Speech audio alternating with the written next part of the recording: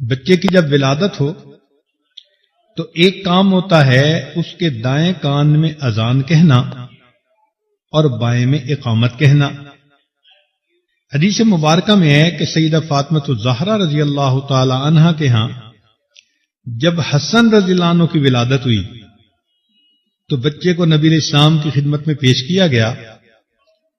نبی علیہ الصلوۃ والسلام نے اس کے دائیں کان میں اذان کہی، بائیں میں اقامت،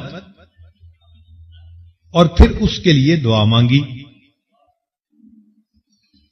یہ اذان اور اقامت کہنے میں حکمت یہ ہے کہ بچے کے دل و دماغ میں سب سے پہلے عظمت الہی کا پیغام پہنچے۔ شاہ ولی اللہ محمد دہلوی رحمۃ اللہ فرماتے ہیں کہ ایک حکمت اس میں یہ بھی ہے کہ چونکہ اذان کے الفاظ سن کر شیطان بھاگ جاتا ہے، حدیث پاک سے ثابت ہے، تو جب بچے کے کان میں اذان کہی جاتی ہے تو بچہ اس شیطان سے محفوظ ہو جاتا ہے اور شیطان اس سے دور بھاگ جاتا ہے۔ پھر ایک کام کرنا ہوتا ہے جو سنت ہے کہ تہنیک کرنا۔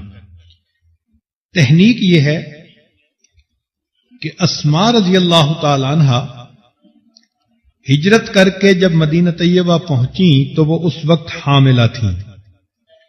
قباء کے مقام پر پہنچی تو ان کے ہاں بیٹا ہوا جس کا نام انہوں نے عبداللہ رکھا، اور یہ بچہ عبداللہ ابن زبیر کہلایا۔ یہ مسلمان مہاجرین کے ہاں پہلا بچہ تھا جو مدینہ میں پیدا ہوا، اور مسلمانوں کو اس کی پیدائش پر بڑی خوشی تھی۔ وہ اس لیے کہ یہود یہ کہتے تھے کہ ان مسلمانوں نے اپنے پرانے دین کو چھوڑ دیا، اب ان کی آگے نسل ہی نہیں چلے گی۔ تو جب اللہ رب العزت نے مسلمانوں کو اس بیٹے سے نوازا تو خوشی اور بڑھ گئی۔ چنانچہ اسماء رضی اللہ تعالی عنہا بیٹے کو نبی علیہ السلام کی خدمت میں لے کر آئیں۔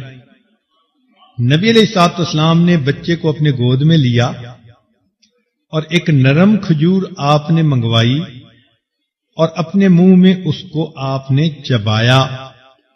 جب اس کھجور کے ساتھ اچھی طرح لعاب مبارک لگ گیا تو کھجور کا آپ نے کچھ حصہ اس بچے کے تالو پر لگا دیا۔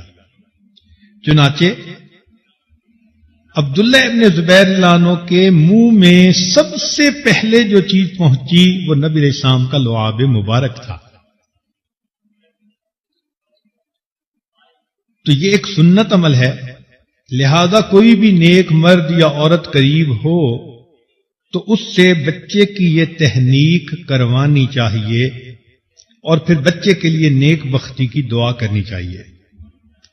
علماء نے لکھا ہے کہ بچہ جب پیدا ہوتا ہے تو اس کے بعد اگر وہ روئے اور چلائے تو باپ کی وراثت میں اس کا حق